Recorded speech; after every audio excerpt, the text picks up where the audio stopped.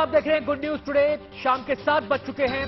7 सवाल लेकर हम फिर से हाजिर हैं। मैं हूं अनंत भट्ट। बिहार में जहरीली शराब कांड के बाद उठा बवंडर शांत नहीं हुआ है। कार्यक्रम में आज भी हम इस मसले पर ही बात करेंगे। जब छपरा में मौत से हाहाकार मचा तो निशाने पर आई नीतीश सरकार ने शराब माफिया के खिलाफ निर्णायक लड़ाई का ऐलान किया है। हमारे 7 सवाल इसी मुद्दे पर होंगे और हमारा पहला सवाल अब आपके सामने है। हमारा सवाल है, बिहार में शराब माफिया पर क्रैकडाउन देर से उठाया गया कदम है क्या? जहरीली शराब कांड के बाद से नीतीश सरकार बुरी तरह घिरी हुई है। इस सबके बीच शराब माफिया पर पुलिस ताबड़तोड़ एक्शन कर रही है। कई जगहों पर रेड की गई है और भारी मात्रा में अवैध शराब बरामद हुई है।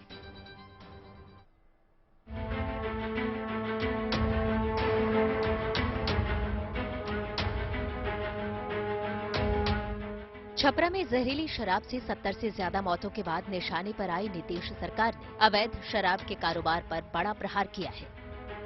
शराबबंदी के बाद अब तक के संभवतः सबसे बड़े क्रैकडाउन के बाद जगह जगह शराब की जब्ती की जा रही है। शराब तस्करों को गिरफ्तार किया जा रहा है और शराब की भट्टियों को ध्वस्त किया जा रहा है। ये बिहार के 4 अलग अलग जगहों की तस्वीरें हैं जहां शराब तस्करों के खिलाफ पुलिस का ताबड़तोड़ एक्शन जारी है। शराबबंदी मामले में बिहार में पुलिस का बड़ा एक्शन ये बता रहा है कि पाबंदियों के बाद भी कितने बड़े पैमाने पर अब तक यहां शराब का धड़ल्ले से व्यापार हो रहा था। राजधानी पटना से सटे बिक्रम में पुलिस की नाक के नीचे बड़े पैमाने पर शराब का कारोबार हो रहा था। यहाँ पुलिस ने एक धान के गोदाम से 917 कार्टन अंग्रेजी शराब की बड़ी खेप बरामद की है। यहाँ शराब के धंधेबाज इतने बेखौफ थे कि राज्य में मचे बवाल के बाद भी आराम से शराब की बिक्री कर रहे थे। यहाँ पुलिस को पहले एक कार से 17 कार्टन शराब की बोतलें मिली। जब पुलिस ने मामले की और तफ्तीश की तो उन्हें धान के एक गोदाम में छुपाकर रखी गई 900 कार्टन में 8000 लीटर शराब बरामद हुई।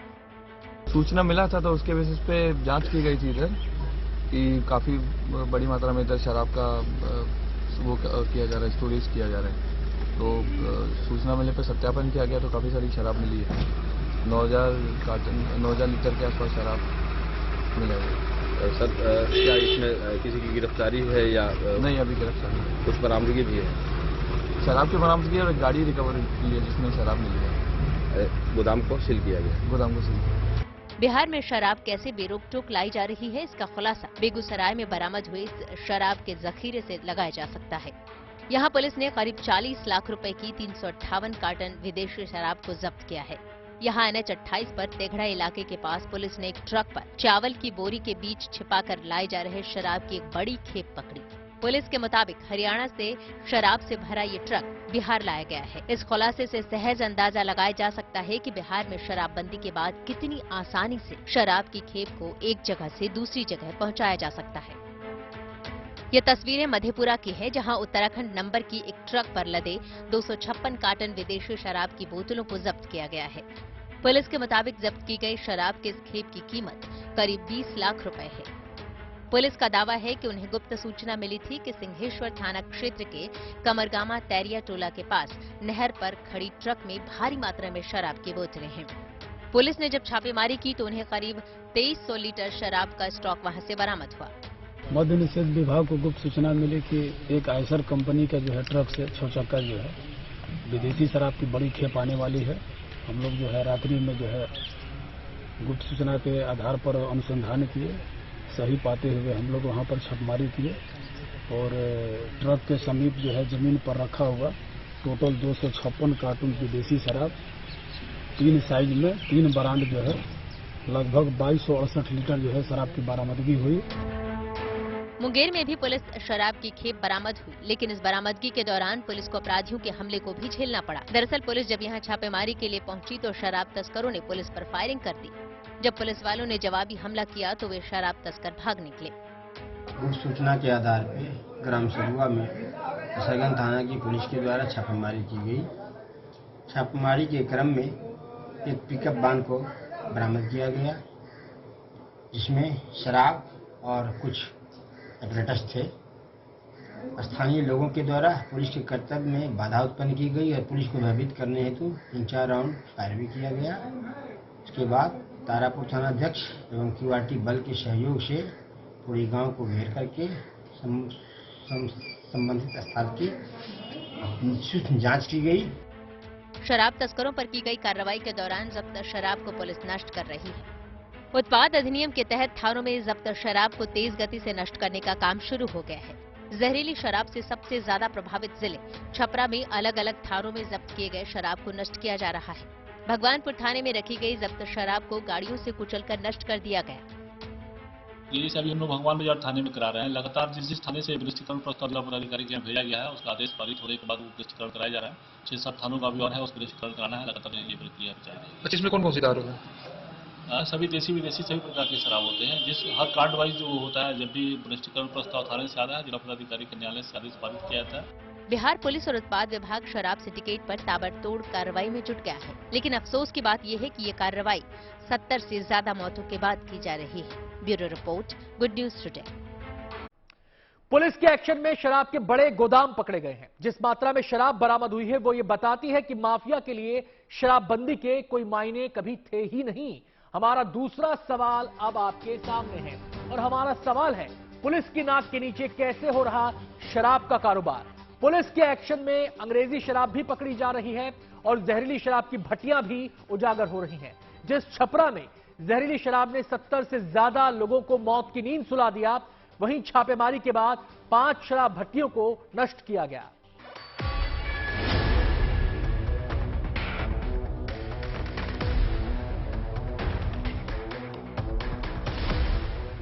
शराब माफियाओं के खिलाफ पुलिस एक्शन में है। बड़े पैमाने पर शराब की बरामदगी और जब्ती हो रही है,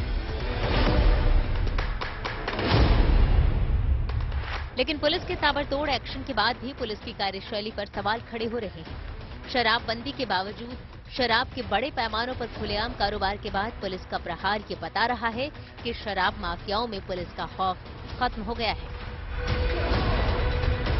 पुलिस शराब माफियाओं पर अब तक किस तरह से कार्रवाई करती आई है, ये राजधानी पटना के दानापुर इलाके की तस्वीर से साफ हो जाता है। यहाँ दानापुर स्टेशन के पास ब्रिज पर एक थाने की पुलिस खड़ी है। सामने अवैध शराब की भट्टी दिखती है, लेकिन ये पुलिस यहाँ से आगे नहीं बढ़ती। इसी बीच यहाँ से शराब बनाने वाले यहाँ से भागते हुए दिखाई देते हैं। शराब के धंधेबाजों पर लगाम लगाने के लिए पुलिस खोजी कुत्ते और ड्रोन की मदद से भी शहर से लेकर गांव तक शराब माफियाओं की खोज में जोर शोर से उतरी हुई है। ये तस्वीर है पटना से सटे मनेर की, जहां पुलिस जमीन में गाड़ दिए गए अवैध शराब की तलाश में है। यहां साफ देखा जा सकता है कि किस तरह से अवैध शराब बनाने वालों ने एक लाइन से कई गैलन जमीन के अंदर दबा दिया है और उसमें शराब बनाने वाली सामग्रियों को स्टोर कर रखा है। बगहा के रामनगर में भी पुलिस ने बड़ी कार्रवाई की है, लेकिन यहां शराब तस्करों के हौसले इतने बुलंद थे कि उन्होंने वहां रेड मारने वाली टीम पर ही हमला कर दिया। दरअसल रामनगर के धांगड़ टोली में उत्पाद विभाग की टीम स्थानीय पुलिस के साथ छापेमारी के लिए गई थी। छापेमारी के दौरान अचानक शराब तस्करी में जुटे लोगों ने पुलिस टीम पर हमला बोल दिया और पुलिस पर चारों ओर से पत्थरबाजी की गई। शराब तस्करों के हमले में 2 पुलिसकर्मी घायल हो गए, वहीं पुलिस का एक वाहन भी क्षतिग्रस्त हो गया। इस हमले के बाद पुलिस ने शराब की बिक्री करने वाली कुछ महिलाओं को हिरासत में ले लिया है।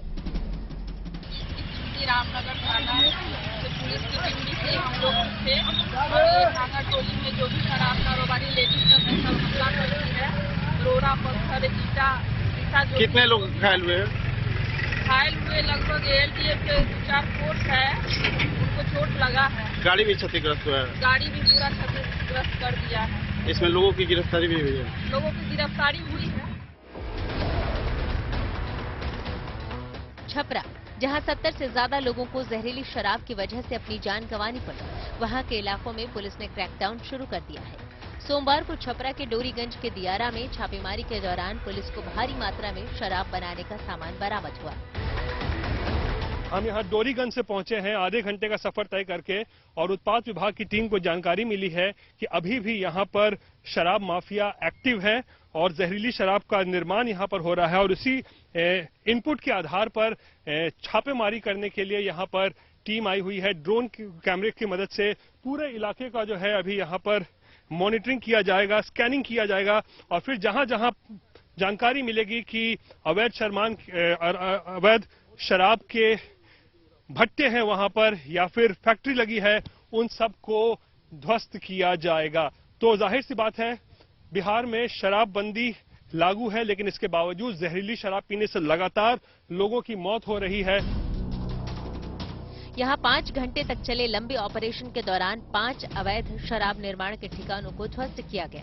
छापेमारी करने गई टीम को भारी मात्रा में कच्ची शराब भी मिली, जिसे जमीन के अंदर बड़े बड़े ड्रमों में रखा गया था। कुछ जगहों पर कच्ची शराब को एक बड़े पैकेट में तालाब के अंदर छिपाया गया था, जिसे निकालकर नष्ट कर दिया गया। तो देख सकते हैं इस इलाके में कच्चा मटेरियल यहाँ पर मिल गया है और यहाँ पर आप देखिए किस तरीके से यहाँ पर खुदाई की जा रही है। पुलिस ने शराबबंदी वाले बिहार में शराब माफियाओं के खेल को बिगाड़ने की ठान ली है। पुलिस शराब माफियाओं के नेटवर्क को ध्वस्त करते हुए ताबड़तोड़ जगह जगह पर अभियान चलाकर शराब के अवैध ठिकानों पर छापेमारी कर रही है। लेकिन ये पूरा अभियान शुरू हुआ है शराबबंदी पर सरकार की आलोचना के बाद। अगर ये पहले हुआ होता तो शायद ऐसी नौबत नहीं आती। पटना से सुजीत झा के साथ Rohit Singh, good news today. शराब माफिया के खिलाफ पुलिस फुल एक्शन में है। माफिया पर पड़ रहे छापों में शराब की बड़ी खेप बरामद हुई है, लेकिन पुलिस के एक्शन से डरने के बजाय शराब माफिया पुलिस पार्टी को ही निशाना बना रहे हैं। बगहा और मुंगेर में शराब तस्करों ने पुलिस पर हमला कर दिया। बगहा में तो कुछ पुलिस वालों को चोट भी आई है। हमारा तीसरा सवाल इसी से जुड़ा है और सवाल है, पुलिस पर हमला करने की हिम्मत शराब तस्करों में कहां से आई?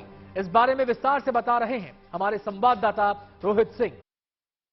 छपरा शराब कांड में अब तक तकरीबन 80 लोगों की मौत हो चुकी है और इसके बाद ऐसा लगता है कि राज्य सरकार की नींद खुली है और पूरे राज्य में जगह जगह पर छापेमारी हो रही है। खासकर उन इलाकों में पुलिस और उत्पाद विभाग छापेमारी कर रहा है जहां पर अवैध शराब का निर्माण होता था। लेकिन इसी बीच जब बगहा में तस्वीरें सामने आई कि उत्पाद विभाग और पुलिस की टीम पर शराब माफिया में लिप्त लोगों ने और ग्रामीणों ने हमला बोल दिया और इस घटना में कई पुलिस वालों को गंभीर चोट आई, तो ये एक ऐसी खबर है जिससे सवाल खड़े होते हैं कि क्या जिस इलाके में शराब तस्कर सक्रिय हैं उन्हें क्या स्थानीय लोगों का भी समर्थन प्राप्त हो रहा है, क्योंकि ऐसा लगता है कि स्थानीय समर्थन के बिना वो लोग इस धंधे को नहीं चला सकते हैं। और आज जिस तरीके से पुलिस और उत्पाद विभाग की टीम पर बगहा में ग्रामीणों ने हमला बोल दिया, ईंटें और पत्थर उन पर चलाए,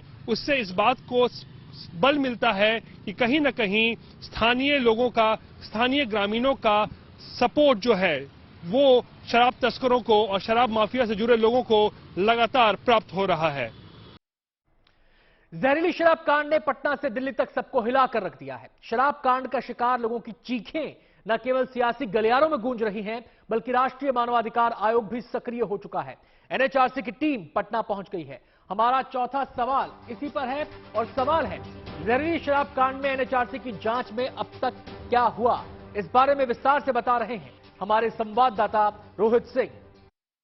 छपरा शराब कांड की जांच करने के लिए राष्ट्रीय मानवाधिकार आयोग की 10 सदस्यीय टीम आज पटना तो पहुंची, मगर अब तक छपरा कांड को लेकर उनकी जांच शुरू नहीं हो पाई है, क्योंकि राज्य सरकार लगातार इस बात का विरोध कर रही है कि आखिर क्यों एनएचआरसी की टीम बिहार आई है और क्या एनएचआरसी के पास वो शक्तियां हैं जिसके अंदर वो ऐसी घटनाओं का जांच कर सकती हैं। क्योंकि बिहार सरकार के मंत्री हो या फिर दिल्ली में संसद में ललन सिंह, जो कि जेडीयू के राष्ट्रीय अध्यक्ष और सांसद भी हो, यानी कि पटना से लेकर दिल्ली तक लगातार जनता दल यूनाइटेड कहें या फिर बिहार सरकार कहें, वो इस बात का विरोध कर रही है कि आखिर एनएचआरसी क्यों छपरा शराबकांड का जांच करने के लिए पटना आई हुई है। और उनका ये कहना है कि एनएचआरसी के पास वो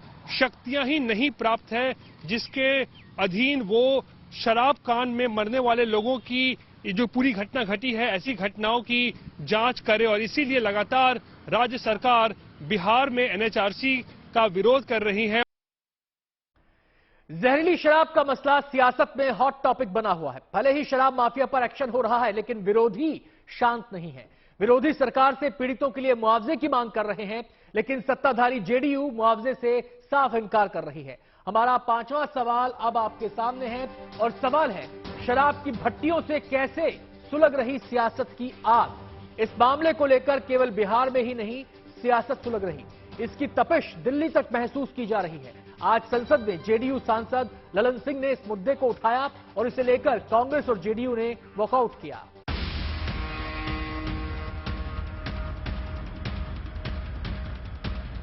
हम लोग तो बार बार कह रहे हैं कि पिएगा तो मरेगा शराब पीने से।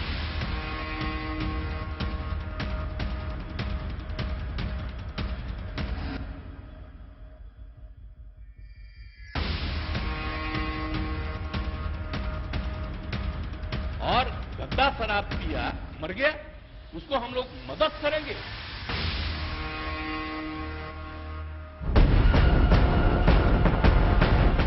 बिहार में शराब की भट्टियों पर मिट्टी डालकर बुझाया जा रहा है, लेकिन बिहार की सियासत में शराब की सियासत को सुलगाने का पूरा इंतजाम किया जा रहा है।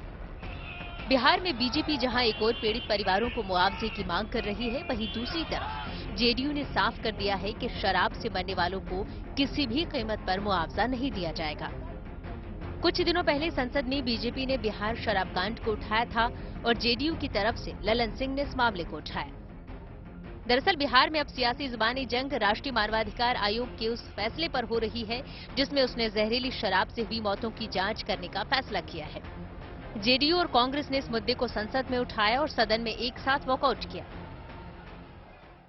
देखिए, तीन बात है। एक बात तो जांच होनी चाहिए और जांच हो रही है, सजा भी मिलनी चाहिए और इसके पहले भी सजा मिली है। आपको पता होगा गोपालगंज में 2016 में जहरीली शराब पीने से लोगों की मौत हुई, उसकी जांच हुई और उसमें फांसी तक की सजा लोगों को लोअर कोर्ट से मिली। तो ये जांच तो होनी चाहिए। इससे पहले भी कई बार जहरीली शराब के कांड हुए हैं।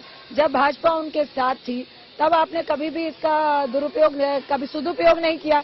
गुजरात में, कर्नाटक में, मध्य प्रदेश में, हरियाणा में कई बार जहरीली शराब से कई लोगों की डेथ हुई है। 53 लोगों की डेथ तो गुजरात में हुई है, वहां पे आपने एनएचआरसी नहीं भेजा। इधर बीजेपी इस मसले पर नीतीश सरकार को निशाने पर लेते हुए मानवाधिकार आयोग से अपील कर रही है कि वो जहरीली शराब से मौत वाले मामले में सख्ती बरते। बीजेपी पीड़ितों को मुआवजा देने की भी मांग कर रही है। बिहार में गलत शराब नीति की वजह से सैकड़ों परिवार उजड़ गए हैं, सैकड़ों माताओं और बहनों के मांग धुल गए हैं और वहां राष्ट्रीय मानवाधिकार आयोग की टीम जाकर के सख्ती से काम करे, कार्रवाई करे। वहां का आरक्षी अधीक्षक आज भी सही आंकड़ा छिपाने में लगा हुआ है। वहां के आरक्षी अधीक्षक को तुरंत मुअत्तल किया जाए, नहीं तो वह सही आंकड़ा सामने नहीं आने दे रहा है और सरकार का संरक्षण प्राप्त है। उन सारे पीड़ित परिवारों को जो इस शराब कांड में मरे हैं, उनको सबको मुआवजा दिया जाए। उनको किस बात का डर है, क्या छिपाना चाह रहे हैं? और मानवाधिकार आयोग कोई पहली बार तो किसी राज्य में नहीं जा रहा है।